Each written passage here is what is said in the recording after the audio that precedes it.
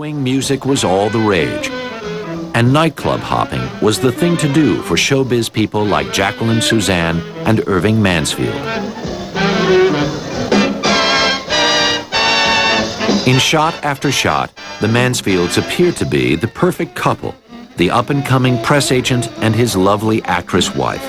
But their marriage was not always as idyllic as it seemed. In 1941, they had been married less than 3 years when Jackie, unemployed and restless, began having affairs. Don't wanna roam tonight. We snug as can be. Her first fling was with Eddie Cantor. Jackie was never really in love with the famous actor, but she used him to get a small part in a play he was starring in called Banjo Eyes.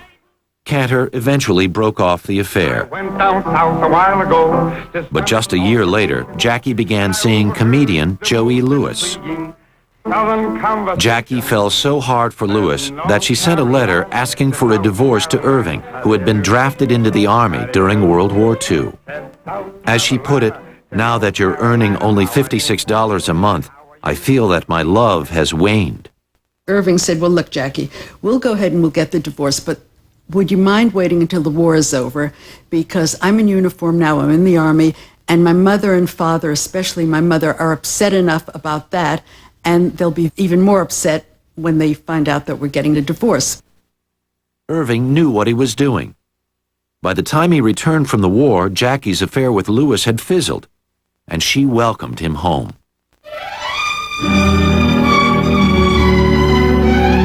But to keep Jackie happy, Irving knew he couldn't continue as a lowly press agent. So in 1946, he got a job in television. Irving, a born deal-maker, was soon a big-time producer. Lipton Tea and Lipton Soup present Arthur Godfrey and his Talent Scouts. Overseeing such well-known hits as Talent Scouts, which made Arthur Godfrey a star. As Irving's career was taking off, Jackie was thrilled to discover she was pregnant. On December 6, 1946, she gave birth to Guy Mansfield, a beautiful little boy. For a time, Jackie was happy. She adored her child. But as Guy got older, it became clear something was wrong. Guy seemed okay his first few months, but then he started to lose weight. And he had said a few words, but then as he got a little older, he stopped the language, and all he said was, "Damn it, damn it, damn it." And he would have these terrible temper tantrums in the park. Jackie would have to pick him up and bring him screaming in the house. The Mansfields took Guy to all kinds of specialists. One even convinced them to try shock treatments on the 3-year-old. But eventually, he was diagnosed as autistic. In the 40s and 50s, when a mother had an autistic child, doctors automatically said it's the mother's fault. So Jackie was labeled as having caused autism in her son. And that's something that haunted her all her life. On their doctor's advice, the Mansfields eventually put Guy in an institution. For many, many years, Jackie never, ever told people about it. She and Irving went to visit him constantly once he had to be institutionalized. And she always came back from the visits very, very sad and very heartbroken because there was no interaction, there was no warmth, there was no hugging or kissing. It was far from the kind of relationship anybody would want to have with their son.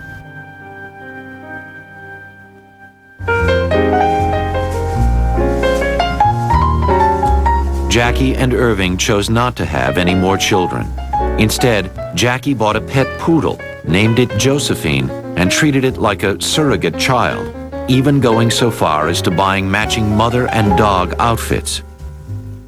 One day, her mother was visiting from Philadelphia, and Jackie walked out of the room holding the dog, and her mother just shook her head sadly and said, "Isn't it a shame she has nobody to give all that maternal love to except the dog?" Jackie would return to acting in 1949 when Irving got her a job on one of his TV shows. Oh, Jackie, come here a second. Folks, I want you to meet Jackie. Jackie. She had a regular spot as a lovely-looking but dim-witted cigarette girl. Wait a minute. You went to a baseball game in your pajamas? Of course, silly. It was a night game. Oh. She also appeared in a number of television dramas. Who are you calling? This is a job for the detectives, ma'am. Oh? But as this clip shows, Jackie just couldn't act. I've never done anything like this before. Really, I haven't. Believe me. And as word spread, even Irving couldn't get her work. Let me go! Let me go! No! By 1957, Jackie's career had hit bottom. Stupid broad! The best job she could get was doing commercials for the Shifley Lace Company. After years of struggling, Jackie couldn't believe her one claim to fame was being the Shifley girl. But the final blow to Jackie's acting career came in April, when her father, the man who inspired her to be an actress in the first place, died of heart disease. Jackie fell into a deep depression. She began drinking and hitting the pills even harder. It was during this time that one biographer now claims that Jackie had an affair with Broadway legend Ethel Merman. There was a famous night at this big party, and Jackie and Ethel both got very drunk on the couch, and they were wildly mayhem in front of everyone. I mean, they had to be separated. But Jackie's friends say the suggestion that these two women had a sexual relationship is absurd. Jackie adored Ethel as a talent, but the idea of their ever going to bed together was just insane. Jackie thought Merman was a star. You know, she loved being around Merman. She was bigger than life, but no, I mean, this is absolutely ridiculous. By 1962, Jackie began getting her life back on track. At 43, she decided at last to give writing a try. For some time, Jackie had been amusing her friends with stories about her poodle. So she sat down and in just 6 months wrote them up in a book she called Every Night Josephine. Jackie had high hopes for the book. But while Irving searched for a publisher, she would make a frightening discovery. She found a lump in her right breast. Doctors confirmed it was malignant, and Jackie had a mastectomy on December 27, 1962. I remember how traumatic that operation was. What it did to her, because she was very vain, and she was very good looking. She had a beautiful figure, and that was a very, very difficult time. Except for Irving, Jackie kept her cancer a secret. Most people in those years treated cancer almost as though it were a sexually transmitted disease. They were reluctant to talk about it, and I think that Jackie felt that if it became public knowledge that she had cancer, that people would regard her with pity, and that it would ruin her chances of becoming a successful writer.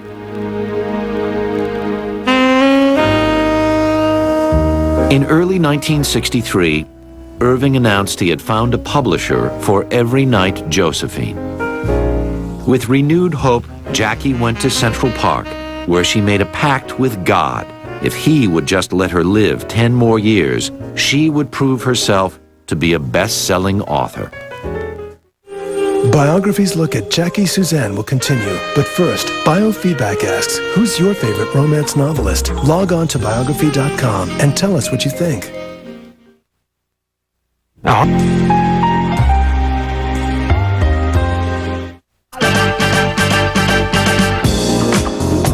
When she first entered the world of publishing in 1963, Jacqueline Susann, showgirl turned author, was convinced that writing books was her last chance at becoming a celebrity.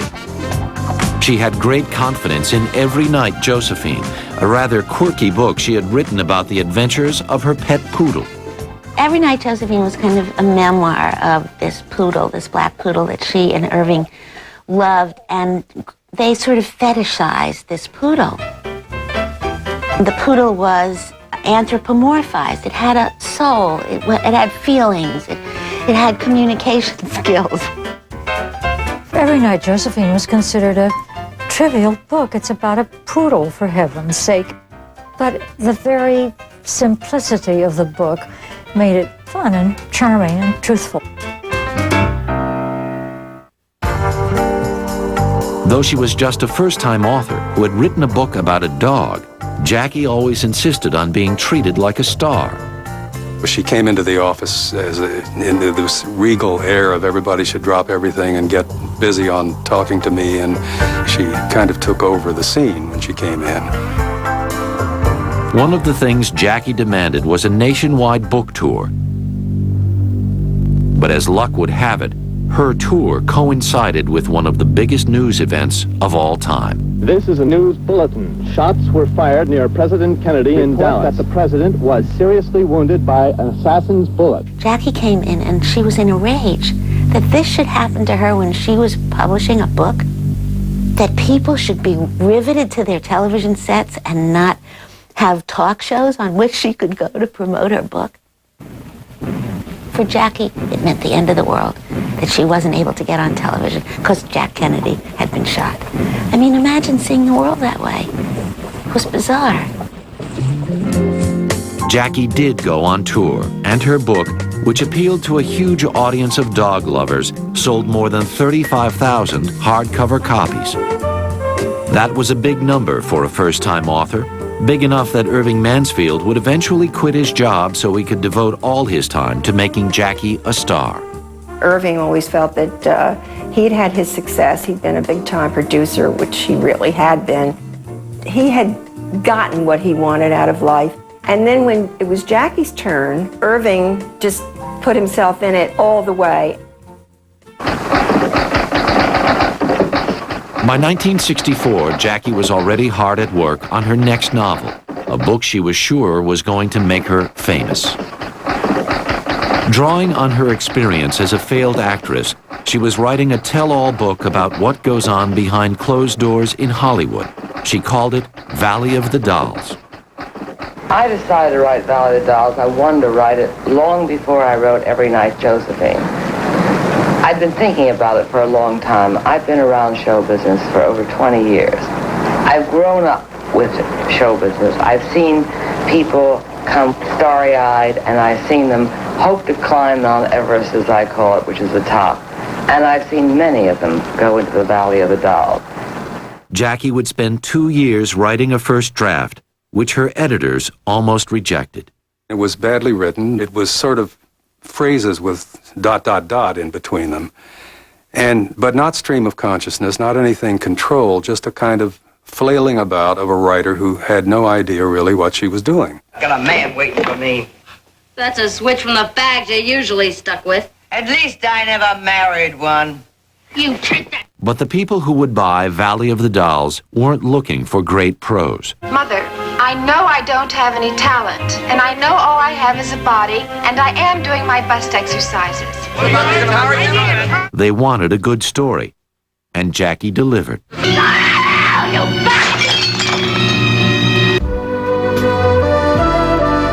She was a good storyteller, and you forgave a lot because the stories wove and wound and sucked you in. Oh, my God, you've got on your costume for the second act. Joe, I'll do the second act first. It was the first book that got behind women in Hollywood, that showed how women really were. You're my agent. You're supposed to take care of me. That they weren't these perfect little starlets or, big-time divas. They were real women, and they had real problems. Tomorrow they have to perform a mastectomy. She wrote about what she knew, and there were pieces of her in everybody. I am a big star.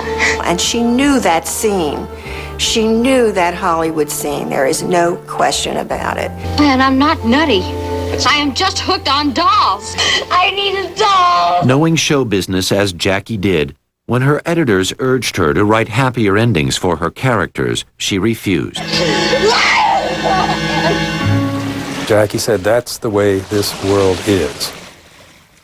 And I want readers to know that things don't end happily for people who are rich and successful and famous. That you can make a lot of money, you can become a big star, and it doesn't buy happiness. And this was the theme that she hammered on.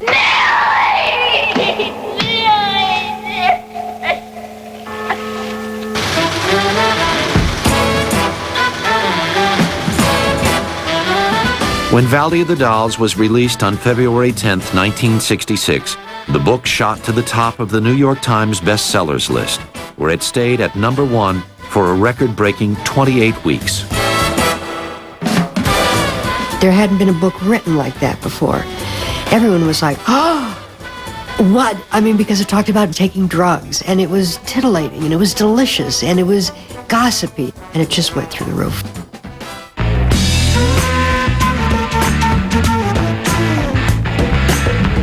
The release of Valley of the Dolls could not have been better timed. It was 1966. The sexual revolution was well underway, and people were more open to a book filled with single women having sex and experimenting with drugs. In fact, when Time magazine named Valley of the Dolls the Dirty Book of the Month, it only boosted sales. Jackie and Irving, who were thrilled with Valley's success, worked hard to keep the book on top. When it came to promotion, there was nothing these two wouldn't do. When Jackie and Irving went to a bookstore, they bought a copy of her book and autographed it to Charles or Billy or Frank or whoever the store owner was, with all my love, Jackie. It was just a smart thing to do.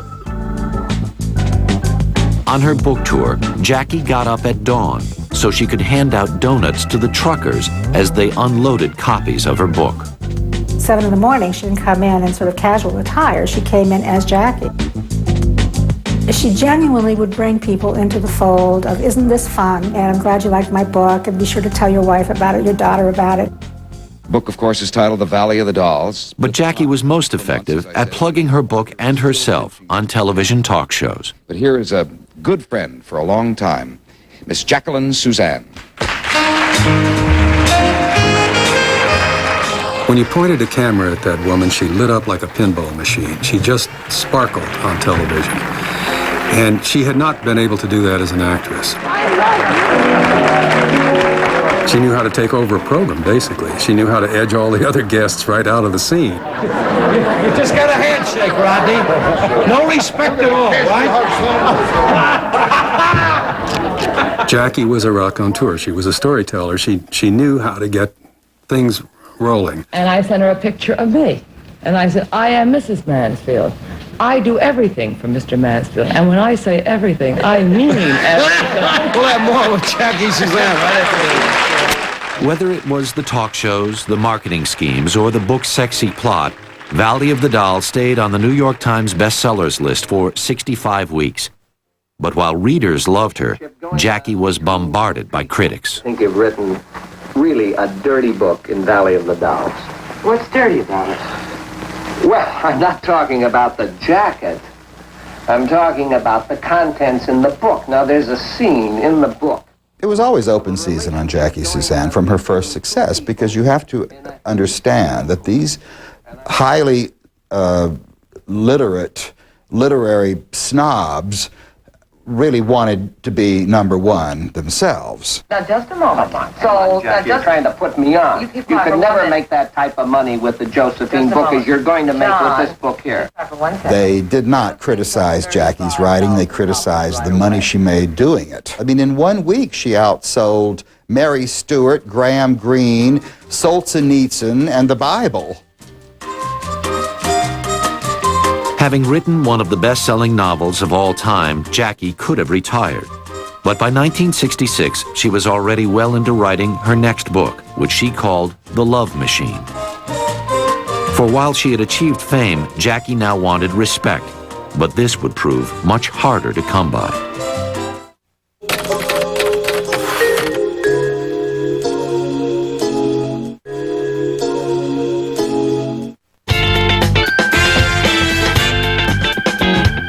By the late 1960s, Jacqueline Susann had achieved her dream. She was a celebrity. Everyone recognized her as the woman who wrote that scandalous book, Valley of the Dolls. Jackie reveled in her newfound fame. When she and Irving went out on the town, they were part of the in crowd.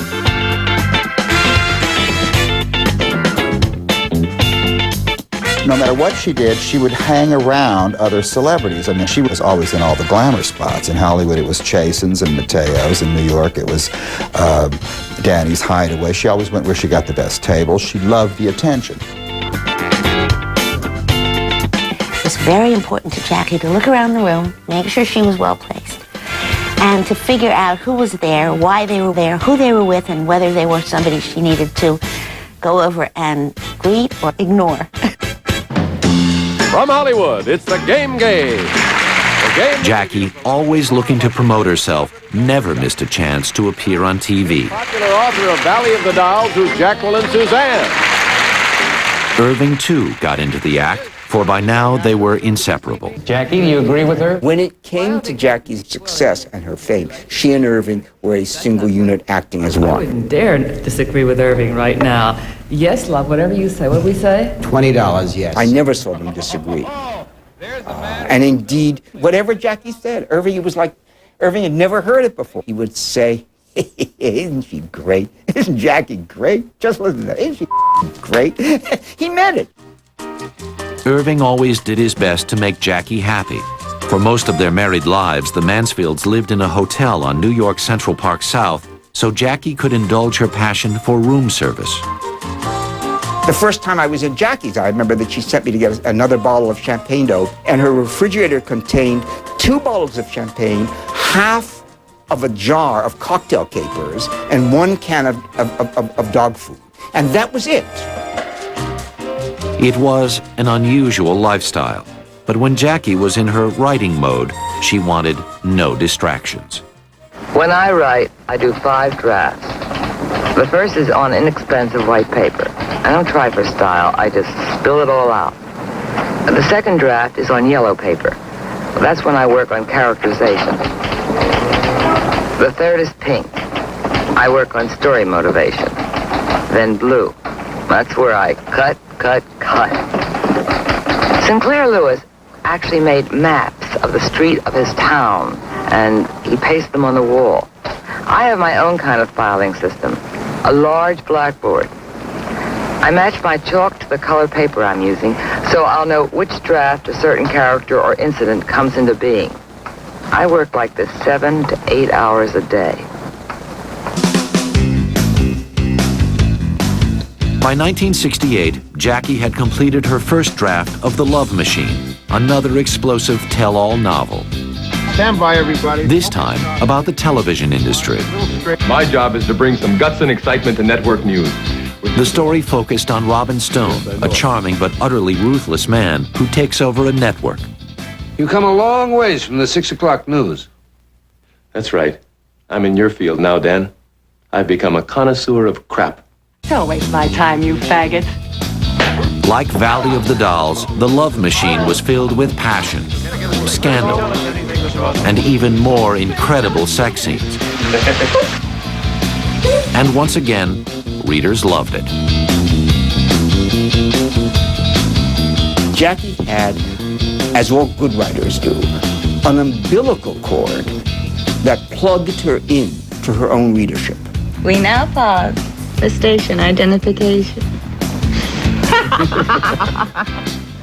She knew exactly what they wanted to have happen to her characters, how far she could go with them. And that's almost the precondition for a successful book.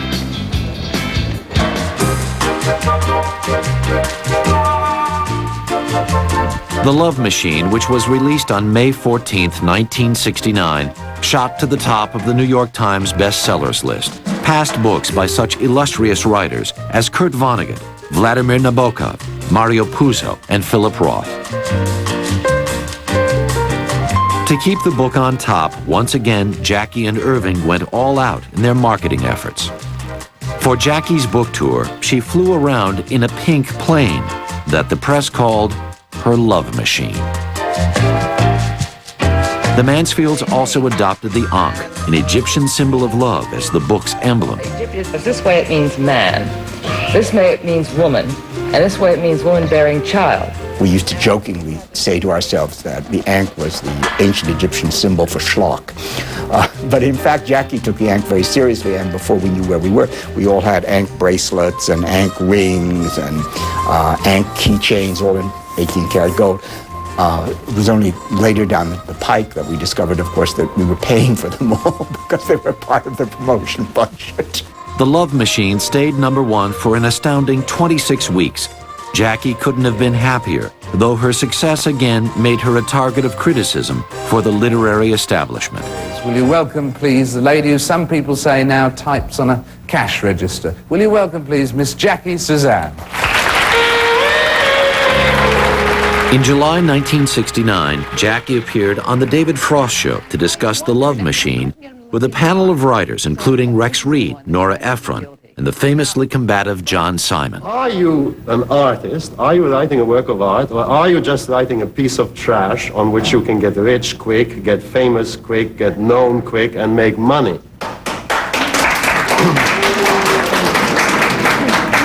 What did you say your name was? Goebbels, Goring, or Simon? No, John Simon. Names are immaterial. Well, no, you sound like a stormtrooper. But He just lost it. He jumped all over her, started screaming and started yelling. No, I'm asking you what kind of story you're telling. Let me explain to you. a too sophisticated story for you to understand because it's dirty. No, not so. He told me, unfortunately, before the camera turned, that he hadn't read the book. So I very gallantly pointed this out in her defense. Mr. Simon admitted before we came on the show he's only read 30 pages. No, wait. You've only read 30 pages and you're putting me through this Inquisition? I've read 40 pages, after which I couldn't stomach anymore. I mean, how many swallows of rotten stew do I have to swallow before I puke and know that this is inedible? It was like a gun going off. It was the starting gate, and Jackie was out of the gate. I mean, she just launched into this man. I am thrilled that you went to Harvard. What have you written? Well, again, we are not discussing my books. I'd like to know what you've I can list those books to you. Well, everyone was mortified, except David Frost, of course, who acted like a cat with a bowl of milk. He was loving every minute of this because this was good television. And how dare I write these books, right? Bloodshed on television. It was like filming a bullfight. But if Jackie thought taping The Frost Show had been tough, that very night she was home watching The Tonight Show when Johnny Carson's guest, author Truman Capote, launched into her.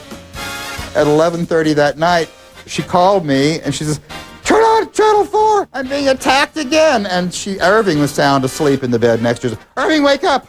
Irving, wake up!" Truman Capote was on, calling her a truck driver in drag. It was a devastating remark, and the Mansfields immediately threatened to sue NBC and Capote. In the end, the suit was dropped, though the label truck driver and drag has stuck to Jackie to this day.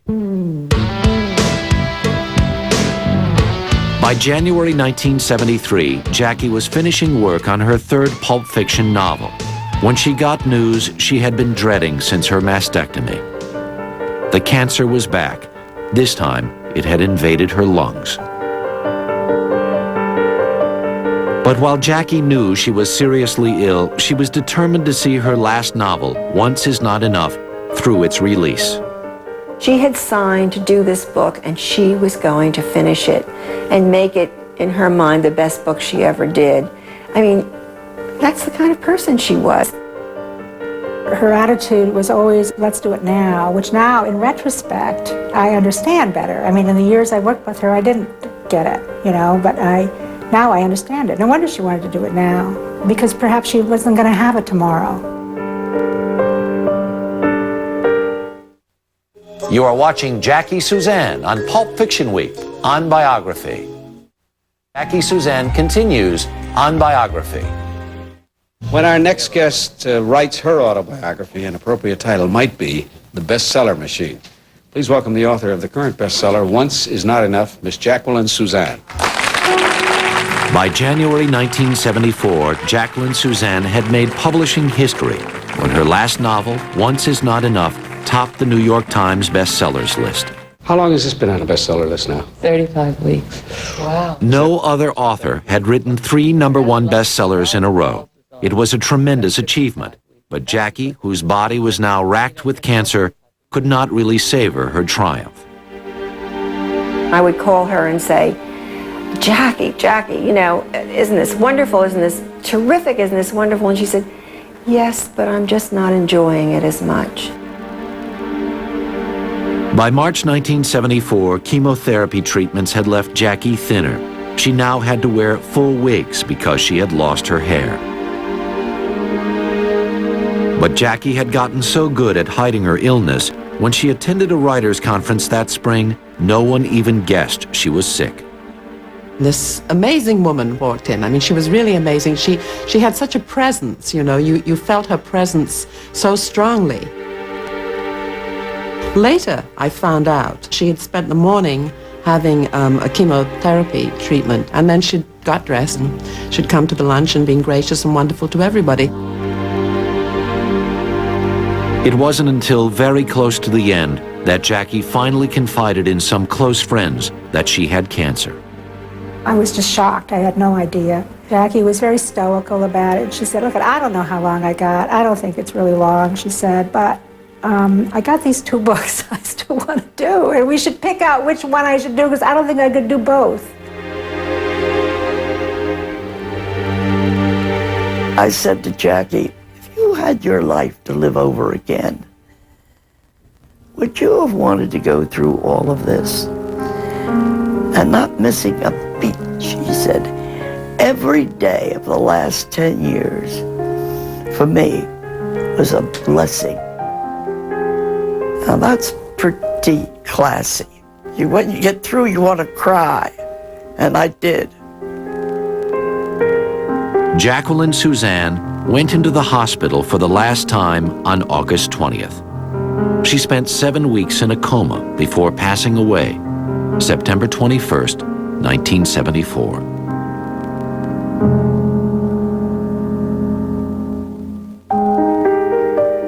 To the end, Irving did his best to keep Jackie's secrets. He shaved 3 years off her age for her obituary and left out the fact that their son Guy was in an institution where he remains to this day. And if it had been left up to Irving, no one would have known that cancer was the cause of Jackie's death. We had to convince Irving that it was better for Jackie that we tell people. It was such a secret for so long that even at the end, he wouldn't let the truth come out. Irving called me from New York and he said, Penny, he said, I know it's not right for a grown man to cry, but I just can't stop crying. And he kept crying for a lot of years. Irving, who outlived Jackie by 14 years, died of a heart attack in 1988. He was 80 years old.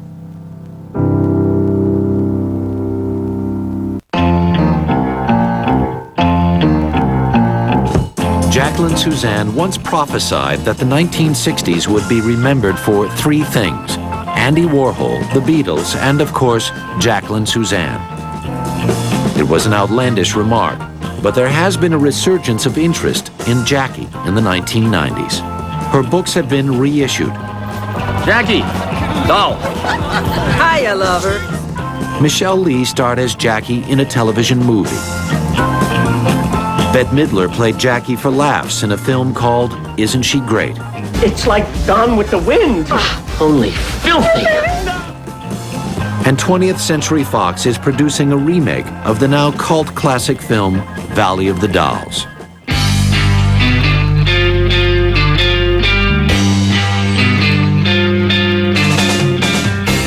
Though it would be simple to dismiss Jacqueline Susann as just another frivolous pulp fiction novelist, this woman, who wanted so much to be remembered, did leave her mark on American popular culture. I don't think anybody has ever been quite like Jackie Susann. I don't think anybody sort of just overwhelmed the media the way she did. Critics who trashed her and said she's not concerned about the important social problems. But that's so funny, the drug culture is still with us. I mean, there's a lot in her books that, in its way, really captured many things about the culture that hadn't been said outright before. There's a great snobbery about writers, and probably in 50 years or 100 years, Jacqueline will be taken a lot more seriously than she is. I think once people get into her, I think girls are going to find a lot to identify with in the female characters, and she entertains. And a book that entertains will go on forever. She had an uncommon degree of guts. Not just the guts to write the books, but also the guts to have cancer and deal with it. To have a tragically handicapped child and deal with that. I never knew how much pain she was in. In a way, I wish I had known, because I would have admired her even more at the time. I always tell Jackie, you know, history will be kinder to you than the critics are now. And Jackie always said, would you put that in writing, please? But she is still enduring. Her work is being talked about right now as I sit here. She has not been forgotten. And she would really love that.